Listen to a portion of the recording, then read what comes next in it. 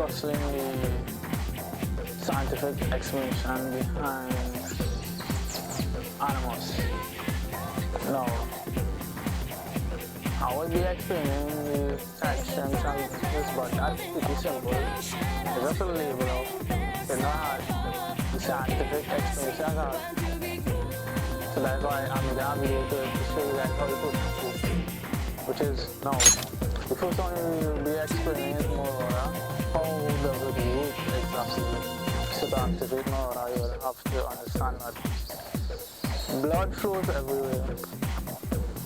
So to activate Marauder, you'll have to cut yourself.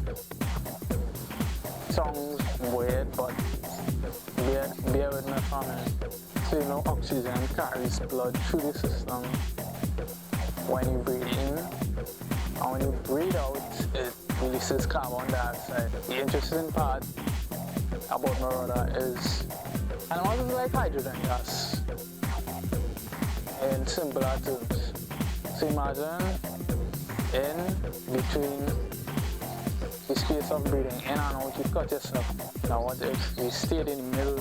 So what happens when hydrogen gas comes in contact with oxygen?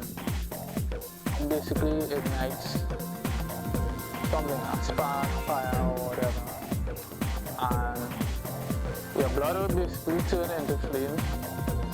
This little speck of flames. The volume of flames would vary from each person. It depends on how much rage you have at the time.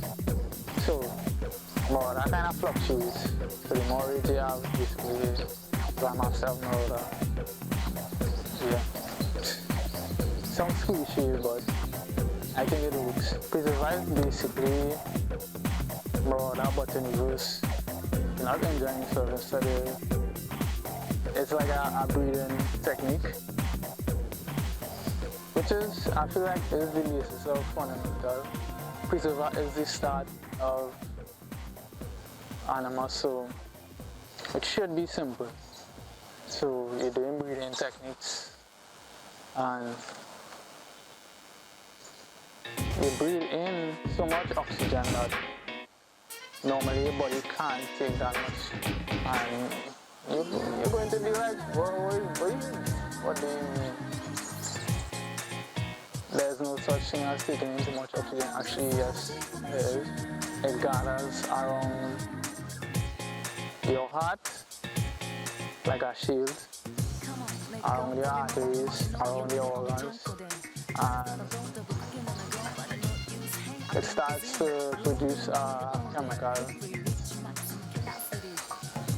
and once that chemical is flowing naturally, it releases into the air and absorbs the carbon dioxide within the air. Within that space, flames start to appear from your body. So it's like flames coming from your pores, your fingertips, and it's like anywhere that specific point. Now, cerebral is a bit different. Of course, it deals with the brain and the cognitive function. To unlock cerebral in theory, you would have to understand that certain things and what they seem. For the example, the color purple. Now the brain is confusing you by telling you that this is purple, but this RGB scale is what the human eye sees. So red, green, and blue are the primary colors. Now, in order to see different colors from this, the eye vibrates the two frequencies and turns it into what you would get purple. So red and blue would equal purple. Your eyes kind of hypnotize you to see this color. Which is actually not the case. That color I knew it. I knew it. Well, in the world of colors, that's not actually the case. It's wrong. Now that you know that information, your brain would come to a sort of confusion and it will start to overheat. And when your brain overheats, it's kind of dangerous because you won't be able to function.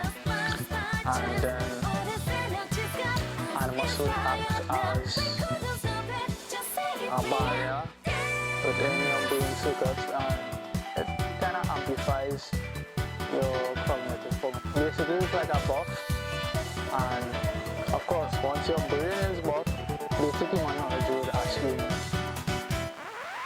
each and every other bodily function is buff because your brain is responsible for all the movements within your body, and cerebral is the strongest within all the types, but that is second and cerebral is last. Anybody could win a fight.